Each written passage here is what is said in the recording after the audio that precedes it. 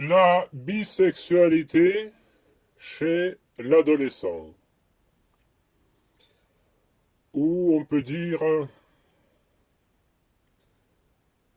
dans quelles circonstances l'enfant va devenir un bouc émissaire.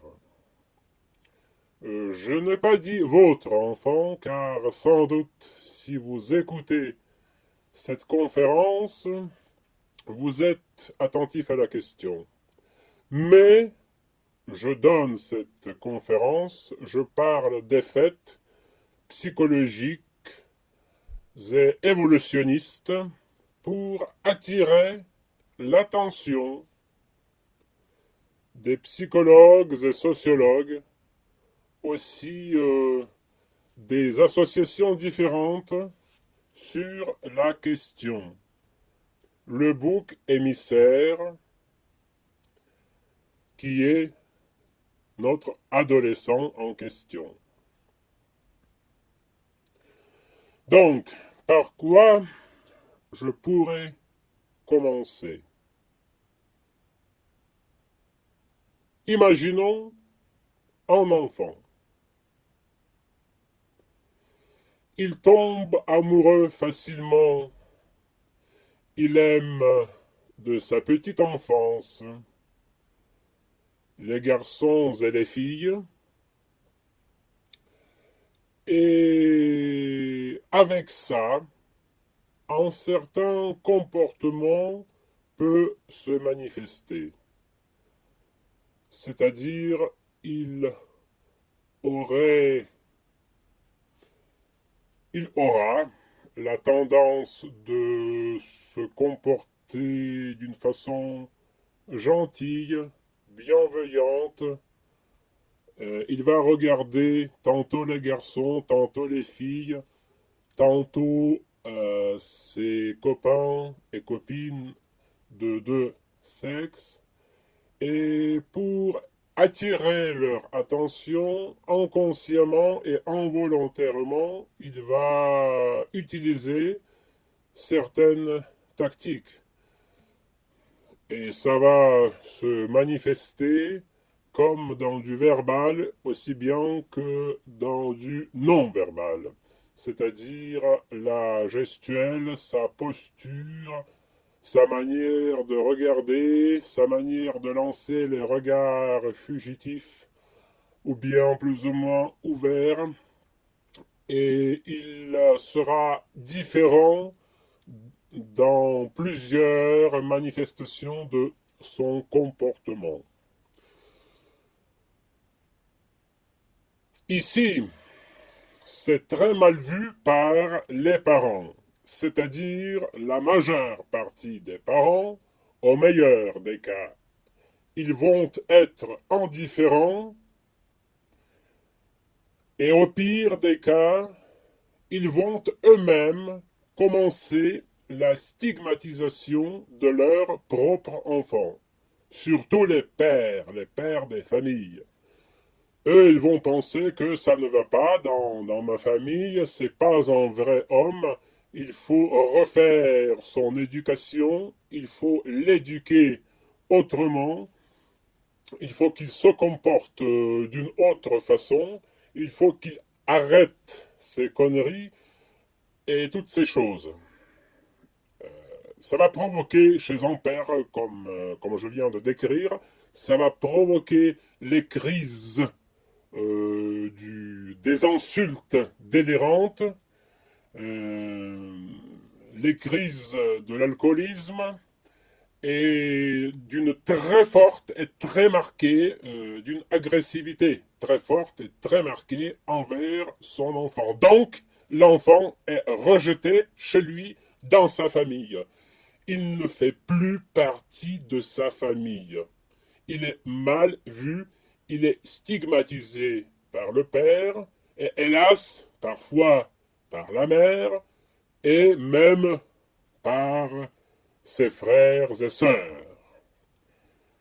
Déjà, il va intérioriser cette image de soi-même cette image négative, je suis différent, je suis pas normal, je déçois mes parents, je déçois mon entourage, et comme forcément il risque d'être rejeté par ses camarades, donc il va penser qu'il déçoit aussi la société entière. Et étant stigmatisé, pensant ces choses négatives ou les tenant en arrière-plan dans son inconscient, euh, il va manifester son infériorité à l'école, dans la cour, dans le jardin pour les jeux, pour les enfants, etc., etc. Donc, il va attirer aussi cette stigmatisation de la part de ses camarades. Ici, c'est comme ça. Il suffit être bi ou homo, ou les deux, qu'on devient stigmatisé d'une façon très méchante. Et sur ce point-ci, veuillez bien me permettre de regarder, d'observer cette question sous une optique évolutionniste. Les humains sont invités, bien sûr, à évoluer, c'est-à-dire au sens psychologique du terme, au sens de s'occuper de leur prochain, d'aider leur prochain, d'aider les faibles, de les soutenir. C'est une question, je pense, que tout le monde est d'accord, parce que les cas contraires, comme Hitler par exemple, sont connus de tout le monde, n'est-ce pas? Voilà, donc on est d'accord sur ce point-ci. L'être humain est appelé à aider les autres, à aider son prochain. Si on voit quelqu'un qui est blessé, qui est, je sais pas, dont la tête est défoncée par une pierre, qu'est-ce qu'on va faire? On va passer tranquillement devant? Non. On va appeler l'urgence, les médecins, etc., etc. Il faut réagir. Je répète, il faut réagir. Voilà, ça c'est la question de la personne civilisée. Mais malheureusement, une partie de notre société, une partie de nos représentants ont hérité de la psychologie primitive, c'est-à-dire de la psychologie animale au sens péjoratif du terme. C'est comme les sociétés des prisons, les groupes des adolescents abandonnés qui sont livrés à eux-mêmes, où circule la psychologie primitive, dégradée, où c'est le plus fort physiquement qui gagne, où il y a un ou des boucs émissaires, et consciemment ou inconsciemment, toute différence doit être effacée.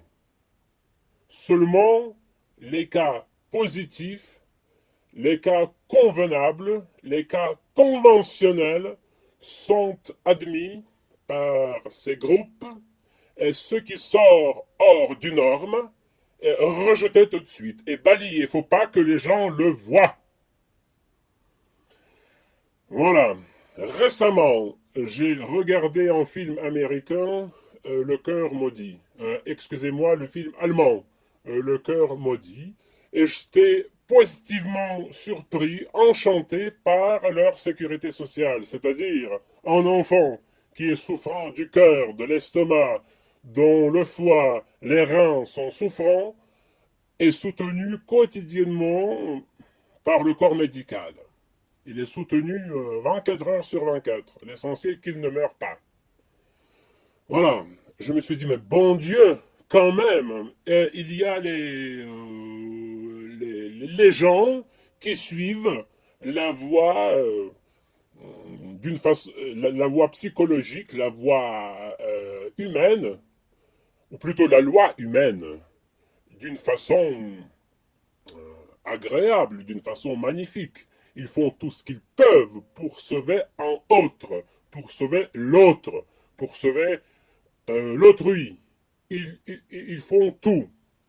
Et quand j'observe qu'il suffit qu'un enfant soit différent, tout simplement psychologiquement différent, que son comportement diffère, qu'il soit rejeté du groupe, rejeté par sa famille, stigmatisé. Donc, nous avons affaire avec un comportement primitif, un comportement animal au sens péjoratif du terme.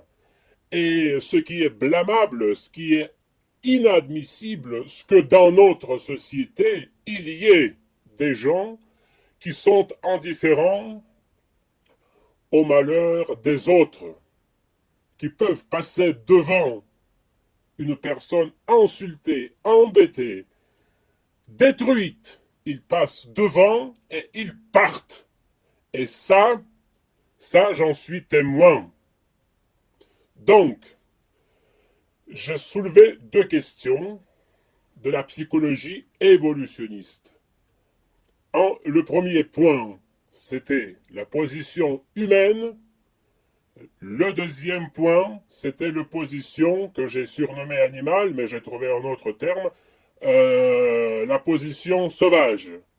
Une autre position, qui est la position sauvage, rejeter la différence, rejeter, tuer la différence, effacer la différence. La différence n'existe pas. On la piétine, on l'assassine, on l'écrase. Posez-vous cette question. Est-ce que cette partie de notre société, est-ce qu'elle est digne d'être parmi nous? Est-ce qu'elle est digne de s'occuper des enfants, de les éduquer, d'être parents? Ça, c'est la question. Une très bonne question. Et maintenant, la partie la plus triste, c'est-à-dire les issues éventuelles de ces adolescents stigmatisés, rejetés, ceux qui se sont clos, se sont fermés sur eux-mêmes, qui ne pensent pas qu'ils soient dignes d'être éduqués, surtout informés, je souligne ce mot. Ils se privent ou parfois ils sont privés de l'information nécessaire pour trouver leur identité, pour trouver leur voie, leur possibilité d'évolution sociale, psychologique, de leur épanouissement amoureux et sexuel. Et ça, je vais aborder cette question plus en détail. On dit dans des familles,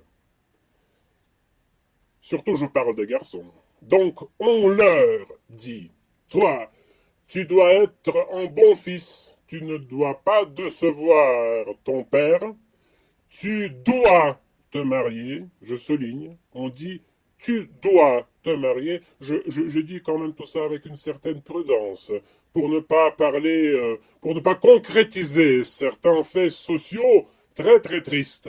Donc, on dit à cet enfant, tu dois te marier, tu dois te comporter comme un vrai mec, tu as les couilles putain ou pas, tu dois te comporter comme un vrai mec, tu dois séduire les filles, tu dois en trouver une, tu dois l'épouser et on veut de toi les petits-fils, les petits-enfants, les petites-filles, etc., etc. Ah, tu ne veux pas te marier?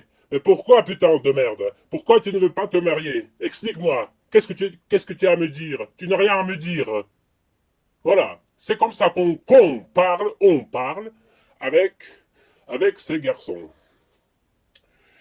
Il faut ajouter aussi que dans des villages très éloignés, très perdus dans la forêt immense, dans des steppes, dans des déserts, etc., même l'Internet fonctionne mal. Déjà, il faut que cet adolescent qui est isolé, qu'il se pose cette question de chercher de l'information pour comprendre ce qui se passe dans son antérieur, à l'intérieur de lui-même. Bien sûr, il n'y a pas de psy, pas de psychologue. Donc, on ne peut pas parler ni avec ses parents, parce que l'enfant avait été rejeté de la famille. On ne peut pas parler avec ses camarades, copains de classe, parce que déjà, l'enfant en question est trop bizarre pour eux. Il n'y a pas de psy parce que on le sait que ceux qui fréquentent les psys sont les arriérés mentaux, et comme on dit ici, dans notre famille, dans ma famille, c'est hors question qu'il y ait un malade mental. Donc, c'est honteux d'aller chez un psy. On n'y va pas. On ne va pas chez un psy. Surtout, il faut écarter le garçon de ces personnes bizarres, dangereuses, qui sont les psys, qu'est-ce qu'ils font dans la tête, etc. Ce sont les charlatans qui se font payer pour rien. Freud a dit des conneries, etc., etc. Donc, il n'y a pas de psy, ou même le psy est interdit. Donc, l'enfant se retrouve en solitude, mais totale, totale et absolue, zéro. Il est voué à une existence solitaire, seul avec lui-même. Il peut se promener dans la forêt, se lamenter et réfléchir comment se pendre, comment se suicider. Voilà.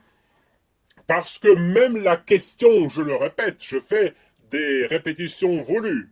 Donc je répète que la question d'aller chercher quelque chose, même sur Internet, même quelque part, il faut déjà avoir cette idée. Mais si on ne sait pas, comment on peut le savoir si personne ne nous l'a dit? On ne peut pas le savoir.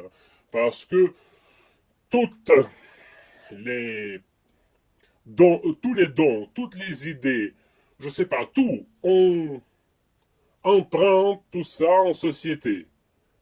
C'est la société qui nous donne des idées dont on peut faire ensuite une certaine synthèse, c'est vrai. C'est comme ça que naissent des nouvelles idées. On fait une synthèse des choses déjà dites, des choses déjà faites. Comme en physique, par exemple, voilà. Einstein lui-même s'est basé largement sur les travaux de ses collègues, bien entendu. Contrairement à ce qu'on pense que sa théorie soit née à partir du rien, pas du tout.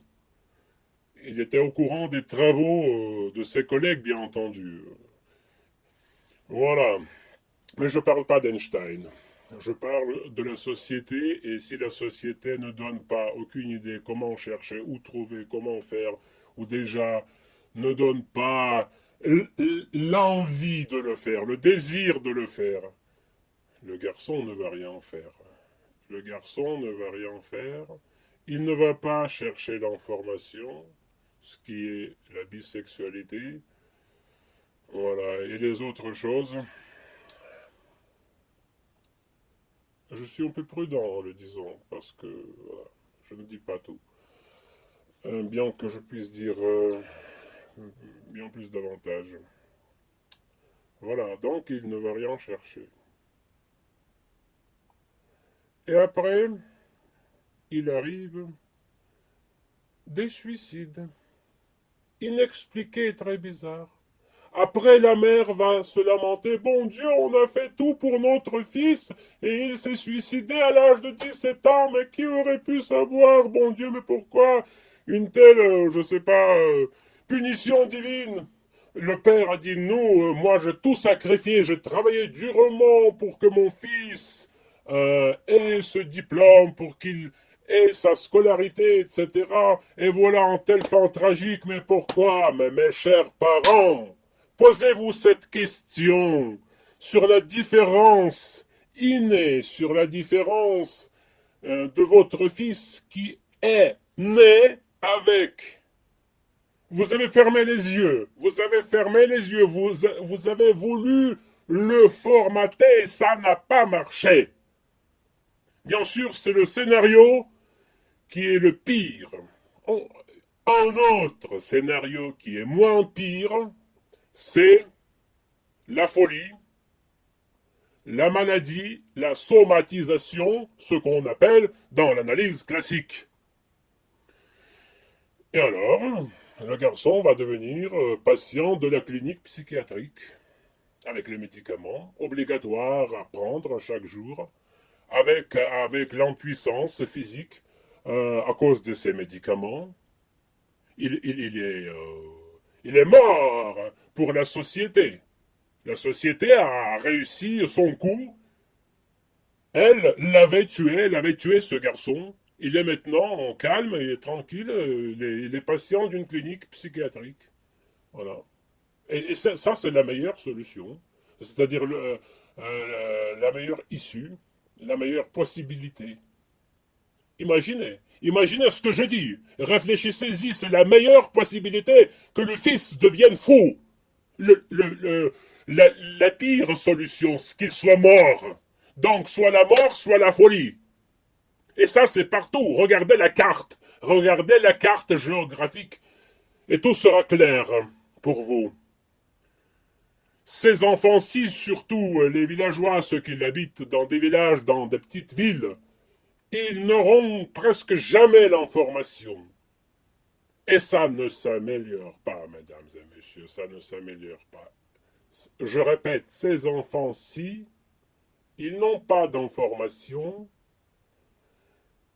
Ils ne sont pas qu'ils ont le droit d'être différents, qu'ils peuvent aimer aussi bien les filles que les garçons, ou même j'aurais dit le contraire.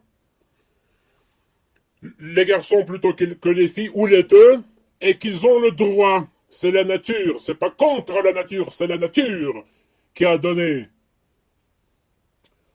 ce droit inné, et non pas acquis.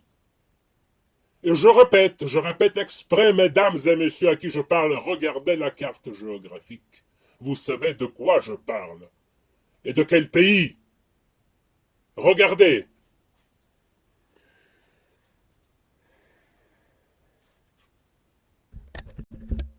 Et pour conclure,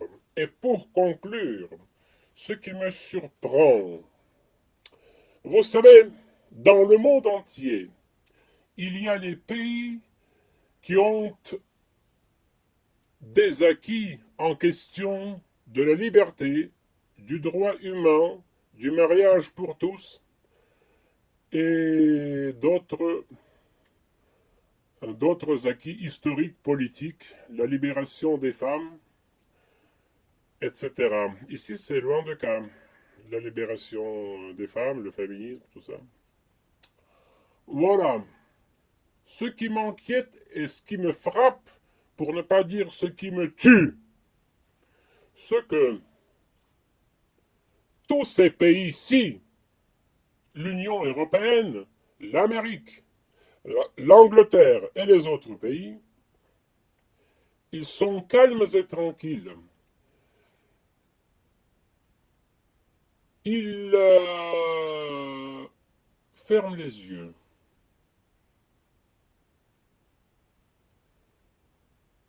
Et donc, je souligne,